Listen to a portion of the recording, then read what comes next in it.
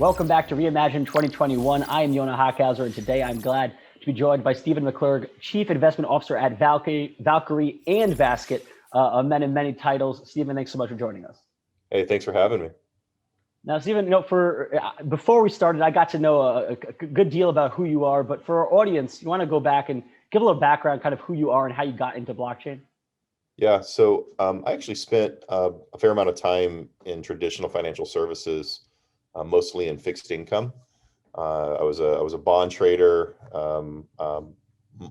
Spent a lot of time in particularly in the emerging markets and more esoteric types of fixed income and bonds, and was a portfolio manager at a company called Guggenheim, managing various bond portfolios, individual clients, institutional clients, as well as funds, including macro funds. So I was really all over the place. And then I noticed Bitcoin back in 2009 and started really, researching it, looking into it as a potential, sovereign currency. And then around 2016, I decided to, leave traditional finance and really pursue blockchain. Mm-hmm. Right. Well, that was perfect timing. 2016 was a good time to be getting in. Now, you are the CIO at Valkyrie and Basket. First, let's start with Valkyrie. What is Valkyrie? Yeah, Valkyrie is I'd call it a full service financial services firm where we're really focused on building products that invest in Bitcoin and other digital assets. Mm-hmm. We've got a few projects that are coming online very soon that you might hear about, but we're currently more in stealth mode than anything else. But we are primarily investing in Bitcoin related products.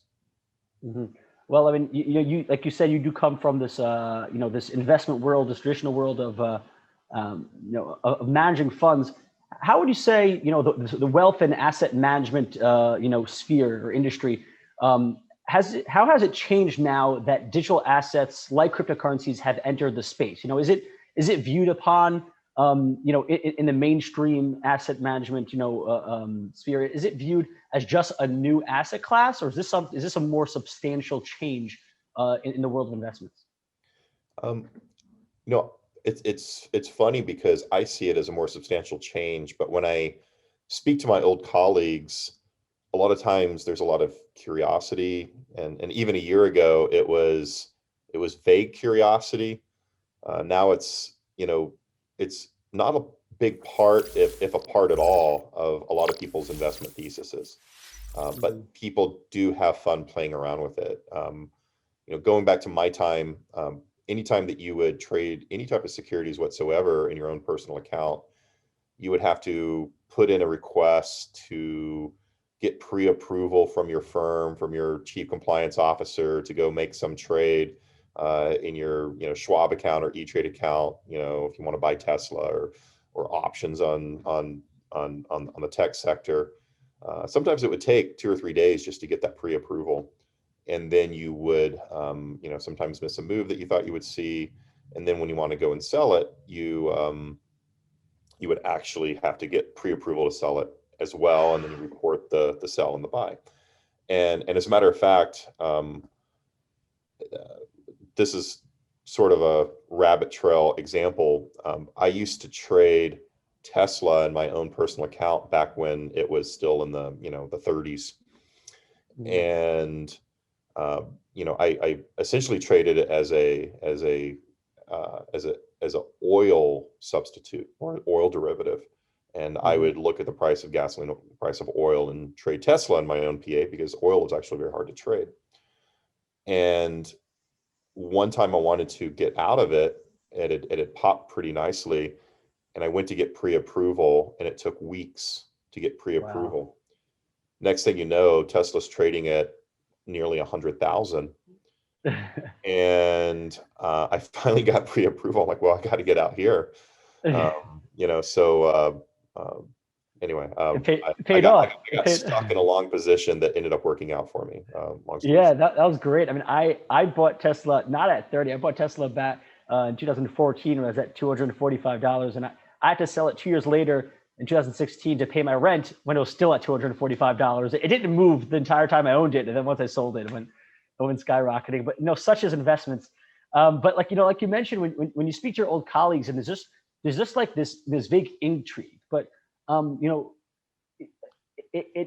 in my mind, it should make perfect sense to wealth management or anyone managing a varied portfolio, diverse portfolio, if only just to be a hedge, if only just to put a certain percentage of that portfolio into crypto as a hedge against inflation, against as just an uncorrelated asset. Are they not even seeing it like that? Is it still just this kind of thing that's not taken seriously? Yeah, that's correct. And I guess the point of my story is what a lot of people are doing that are in traditional finances. They're like, oh, well, I don't have to get pre-approval or approval at all to trade Bitcoin because it's not a security. So they're doing it for fun. It's not really it's not really an investment. It's a fun thing to do because they can't really trade their own accounts that as much as they'd like. You have to buy and hold a little bit more. So people are opening, a lot of people I know, they do have a Coinbase account and are, just sort of having fun with it a little bit. But it's not, even 1% of their own portfolio, or it's not something that they really take seriously. It's just something kind of fun cocktail conversation. I will say this though, in the last 3 months or even 6 months, there is a lot more conversation happening, and a lot more money managers are taking it seriously. As a matter of fact, even my own old shop, Guggenheim, started making significant investments in Bitcoin through one of their mutual funds.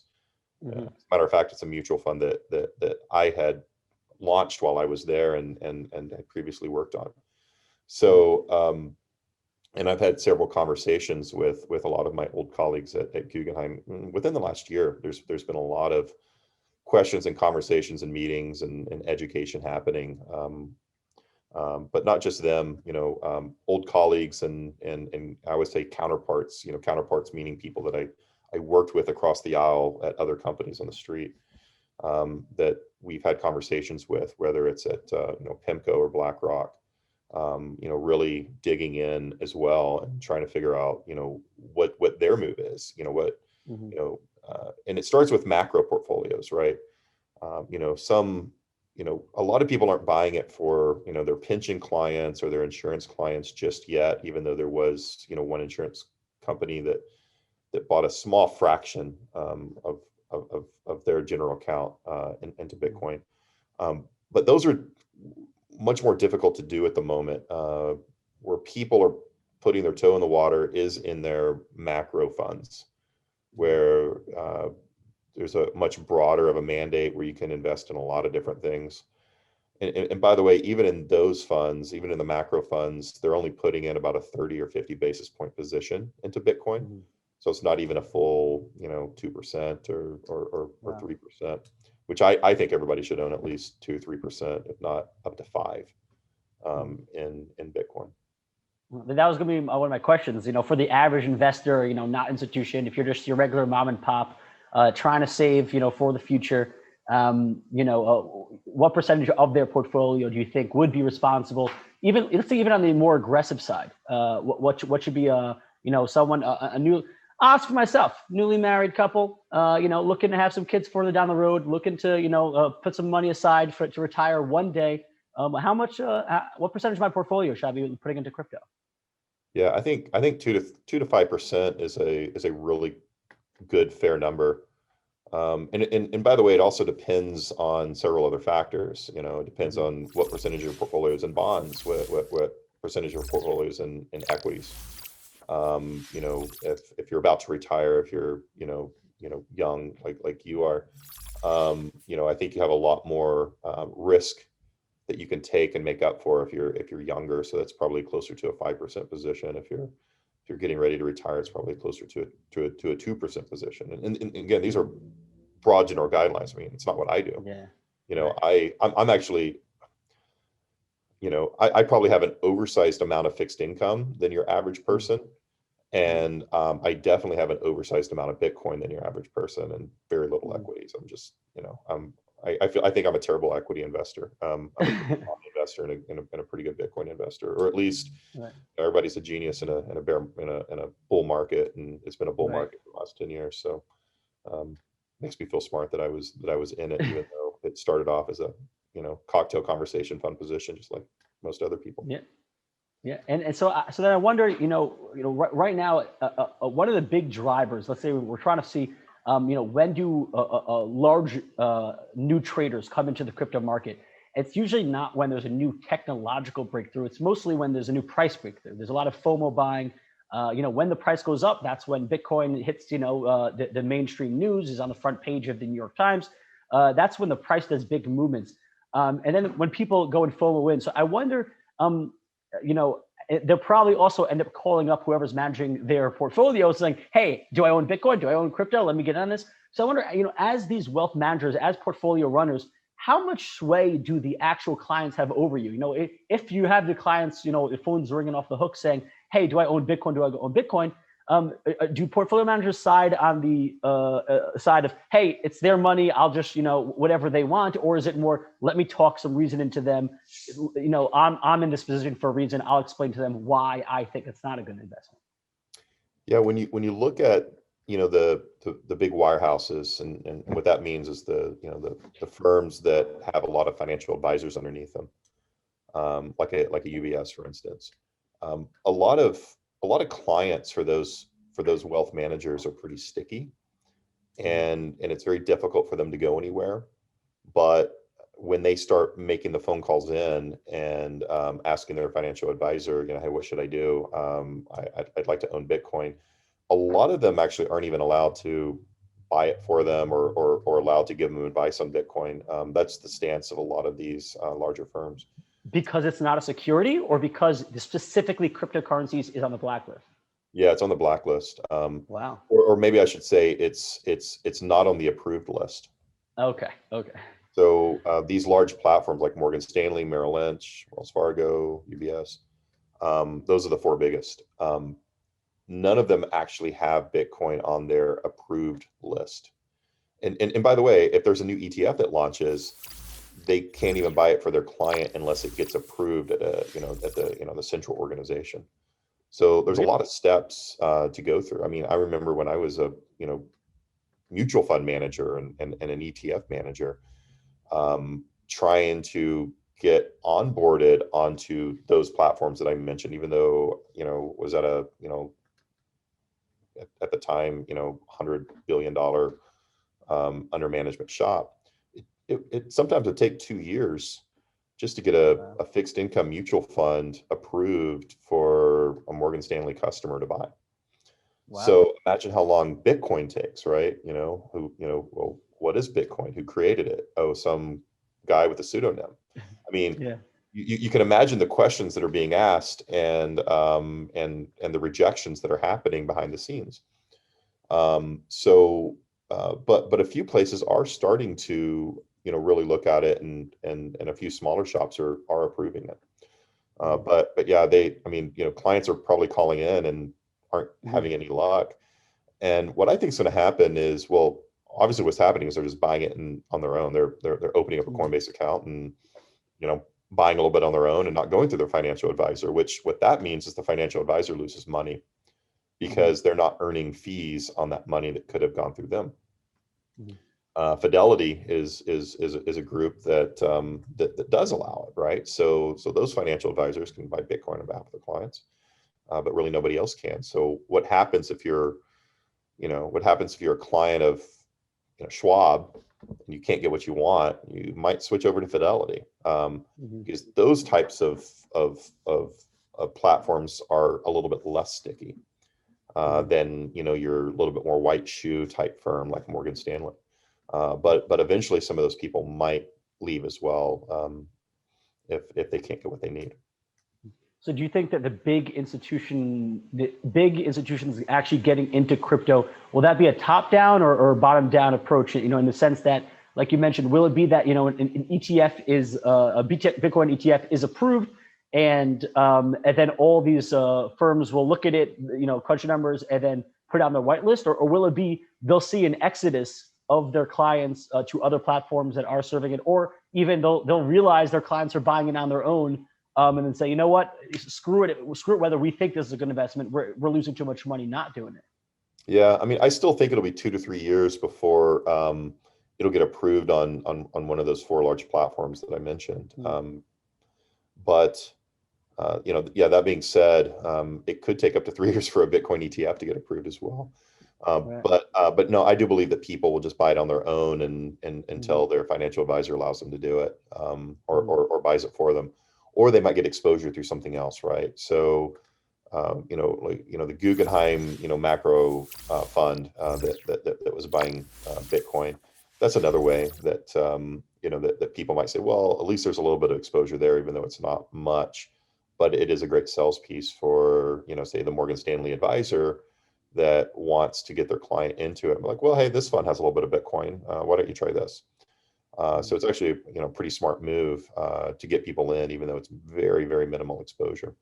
But like I said, if you think about it, somebody might make a 10% allocation of their net worth into that particular fund that then holds, call it 50 basis points. So yeah, it's 5 basis points. It's not a lot, but at least it's a little bit of exposure. But that's the way people are getting it right now. The other way that people are getting it right now is buying it through GBTC on their Schwab accounts or Interactive Broker accounts, or Coinbase. Right. And as kind of someone who's essentially managing wealth and running funds, are the investment tools that are available right now in this space, are they mature enough and reliable enough that you feel comfortable investing big money for your clients in this space, whether it be whether it be as basic as just buying and holding custodial services, down to reporting and compliance tools as well. Yeah, well, as you might have guessed, we have our own Bitcoin fund, and it's actually something that I'm comfortable in investing in, and accessing Bitcoin through. And some of the reasons why is custodial services have progressed quite a bit in the last 2 years. In the past, 2 years ago, people could buy through an exchange and just didn't know if that exchange was going to get hacked. Is there insurance on that exchange? What's going to happen, right?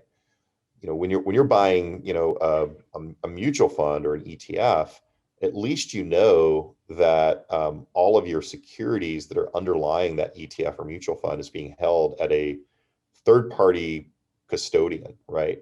And even if that third-party custodian fails, goes bankrupt, goes out of business, by law, they have to hold their assets separately, and it's bankrupt remote. The same thing is starting to happen in crypto custody solutions as well. So, for instance, Coinbase has really made a lot of strides, even in the last 6 months. They feel a lot more like working with, say, like a Barclays or a Bank of America. Bank of New York, where they have a third-party custody solution that once you trade, it moves over into. It's also bankrupt remote and has its own insurance in place as well in case there is a hack or a breach or something like that. So yeah, it is feeling a lot more sophisticated than it did even 2 years ago. And even trading has become a lot more institutionalized. Some of these solutions also have real traders that have many years of experience trading. When I say real traders, there's a lot of people that are trading their own PAs, prop trading, all that good stuff. But when I see real traders, sell side traders that are licensed, that protocols in place to protect your assets, to protect you, they're not just like saying, hey, so and so just traded with me and telling all the world that. It's like, no, these people are actual sophisticated sell side traders that have moved over into places like Coinbase and Gemini. So yeah, it's a lot more comfortable. And and look, we did a lot of work. I spent the last 2 years investigating different custody solutions, along with our CISO, our chief security officer, who has a background in cybersecurity and cyber hacks, and particularly for financial services. And there's probably 3 really good solutions out there at the moment. There's Coinbase, there's Gemini, there's Anchorage, which is also very good. So yeah, the security has really upped its game, and the sophistication has upped as well. Exactly like you mentioned. If you go back even 2 years ago, exchanges were getting hacked seemingly every week. I mean, things, even if you were going to a mainstream one, it was, you didn't feel safe. And I think that now, like you mentioned, the cream has kind of floated to the top, and the top exchanges, you kind of, as a user, you do feel more secure there. But now the new thing, is DeFi. Especially this past summer, DeFi really blew up, in terms of assets under management, or assets locked, in this world it's called, as well as yield farming and all these other instruments. Is DeFi at a place yet where you consider start looking into investments as well? Because very high risk, everything's very new, but also very high returns as well. A lot of room for arbitrage, because it's just such a new, inefficient market. So if you do have the capital, if you know what you're doing, there is a lot of money to be made. Is this a place where you're willing to dip your feet in yet? It's not something that I'm willing to put clients in. It sort of goes back to, it might be a fun place for you to kind of play around with on the side, but really DeFi isn't any different than a lot of other traditional financial instruments. Essentially what it is repo. Is one way to put it. In traditional finance, of course, you can leverage your existing securities and earn additional yield. What you do is you essentially take your, if you have a bond portfolio, you can take your bonds, post it to a third party through an agreement. Somebody else is borrowing those securities. They're paying you a little bit of yield to post it over there, hold it over there, and let somebody else use it for a period of time. And yeah, it's a way to get leverage. It's very familiar to, well, actually a lot of the current DeFi solutions are a little bit more like auction rate preferreds, which, by the way, blew up massively about 10 years ago. And so it's something to be wary of. There are a couple of places in the crypto markets now, though. Digital Gamma is a really good example. Ari Pine, who's there, comes from a traditional repo background, and he's designed a repo product that works with Bitcoin, and it very much feels what something that I'm used to, that's a little bit more safe, that you would potentially put clients into. So so there are some more sophisticated products coming out. They don't have the ridiculous yields and that some of these other ones do, but you also don't know, a lot of people can't tell you where they're getting those yields. It's like, okay, you're getting 20%. Where's it coming from? How do you tell me the mechanics of how you're getting 20%? Who's paying 20% to borrow? Printing and minting tokens, governance tokens, or just to give LP providers to draw them in, but they're coming out of nowhere. It's all, there isn't real value behind it. Well, essentially what's happening is, you're like, let's say you have Ethereum, you're posting your Ethereum to somebody else. They're taking it, your property. You're getting paid a little bit for somebody to hold your property. They're lending it to somebody else, and they're lending it to somebody else, and they're lending it to somebody else, and they're lending it to somebody else. So now you've got 8 different people that have claim to that same token.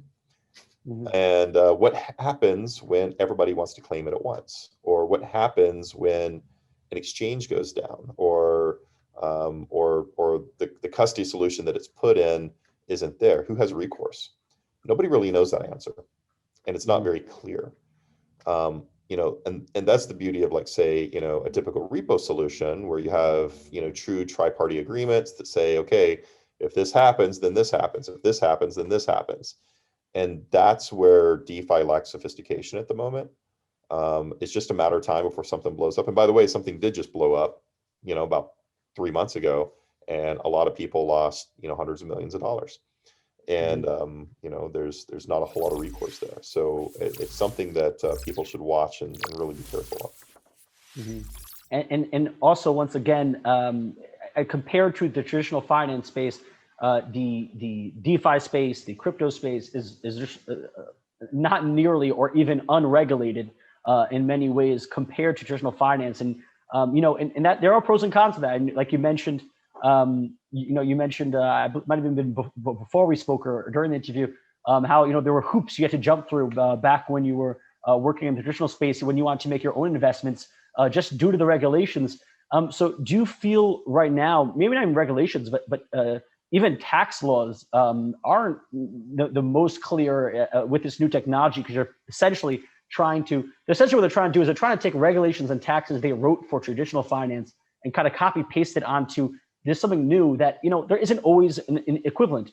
So do you feel that the tax laws that that are currently and the regulations are currently putting crypto at an advantage, a disadvantage, or just the same boat as other asset classes? I actually feel like it's the same boat, and I'll tell you, well, maybe a slight disadvantage, and I'll tell you why. If you're a corporation, for instance, and you're in the U.S. and most of your business in the U.S., but then you sell some product in Europe and you receive euros, and then you want to either spend those euros or you want to trade them for dollars, and those euros have appreciated, say, 10% in value against the dollar during that period of time, you have to pay taxes on that appreciation as an investment asset. Mm-hmm. Bitcoin is essentially treated the same way. If you sell a good or service for Bitcoin and it appreciates against your dollars, and then you want to either spend it or sell it, you have to do that. Now, as individuals, you're supposed to do that as well if you invest in other currencies. Most people don't, because a lot of times people are like, they're traveling to Europe for the summer and they're buying euros, and then it appreciates and then they sell it, and they're not paying taxes on the appreciation. But because Bitcoin is all digital, it's easier to track, and it's particularly easier for the IRS to track. So if I'm buying Bitcoin and then I go use it to buy Starbucks or Subway or something else, one of the other places that take Bitcoin, you do have to pay taxes on that appreciation, and it is tracked, by the way. Now, I think the problem is more in the tracking software, right? Right now, you've got to go and calculate it all yourself. There's nobody that's really done a good job of doing that for you.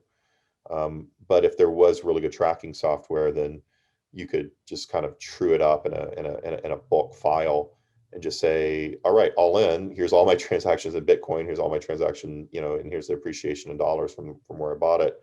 I owe, I owe $10. Here you go, IRS, right? That just doesn't exist, right? Just yet. Hopefully somebody creates something, but when that does, I think it'll feel a lot less onerous. But in some ways, I do think it's fair. But I think the tax laws could be probably just slightly better, so that you're not having to track every single transaction. Well, I mean, for sure, it's that was the early promise of crypto, where it's like, hey, this is out of the hands of the government, and this is something totally separate. We're way past that point at this point, especially for the big ones, Bitcoin, Ethereum. Depending on where you live, you gotta imagine that you can't pull it off anymore. The wild west days are kind of over, depending on where you are. But when we're looking at the government, and especially the U.S. government, the U.S. government's fiscal policy and monetary policy does really hold a significant sway over the markets, the traditional markets especially. And if you're running an investment house or a portfolio or any sort of fund, you do keep an eye on that. How does U.S. fiscal policy affect a crypto investment strategy? Yeah. So I don't think it necessarily has that much of a negative effect. Outside of a few issues with, say, launching an ETF, for instance, right? Mhm. Which, like I said, I think we're probably 3 years away on. Um, it's actually quite easy to manage, and and maybe I'm looking at it as from the perspective of in the past I've managed both securities like bonds and Mhm. equities, but I've also managed non-securities, right? Like real estate isn't a security, gold isn't a security. Gold is actually collectible, so gold actually has even more adverse treatment from a Mhm. tax perspective and a regulatory perspective than Bitcoin does. So because it has that collectibles tax on top of it, and a lot of people don't realize that when they buy gold. Um, so from that perspective, I really think of Bitcoin as property, Mhm. and the way that I compartmentalize it in my head is, is managing it like property. It just happens to be digital property. Mhm. So it actually makes it quite easy, and when you're managing property or real assets as opposed to securities, it's actually a lot easier to manage in a lot of ways. I mean, if you're managing a portfolio of securities for clients, then you have to be, a registered rep in order to do that. If you're just managing gold for people, you actually, I mean, or if you're managing Bitcoin for people, you actually don't have to. You don't have to register, other than if you do it through a fund, you have to, file your Reg D papers. But no, it actually makes it easier the way that it's treated in a lot of ways. Mhm. I And then mean, how about, yeah, how about then on the Fed side, with the Fed either controlling interest rates or the money supply, in the that's always been one of the big, for early Bitcoin adopters, that's always been one of the big selling points is, hey, it's anti-inflationary. There's no government that could, just increase the supply based off a whim. The supply is set. So do you think managing a crypto fund, you even have a bigger eye towards the Fed's printing rate and interest rate? yeah. So yeah, anytime the Fed takes action like it just did this last year or 10 years ago, it definitely has an effect on all, I would say, inflationary tracking products. And by the way, that includes equities. Equities is Mhm. is is one asset that actually does best in an inflationary environment, or does better than a lot of others. So Bitcoin, of course, will as well, and really for two reasons. What was interesting was about a year ago, before the Fed really started taking action, Bitcoin was acting much more like a risk asset, and not just a risk asset, a high risk asset, than it was an inflationary hedge. And it really took about 6 months into 2020 for that correlation to change over to a more inflationary hedge. Now, granted, all risk assets rose when the Fed started printing a lot more money last year, but Bitcoin did a little bit better. I don't know if it's necessarily due to the limited supply. I think that has an effect on it, but people just realize that, okay, this is something that can be used as money. There's not going to be any more of it. Well, I guess it does have to do with supply. Um, but this is really used as money, and if there's a lot more of this money and a lot less of this money, then this thing that has a lot less of is going to be worth more, especially as people buy it and speculate on it.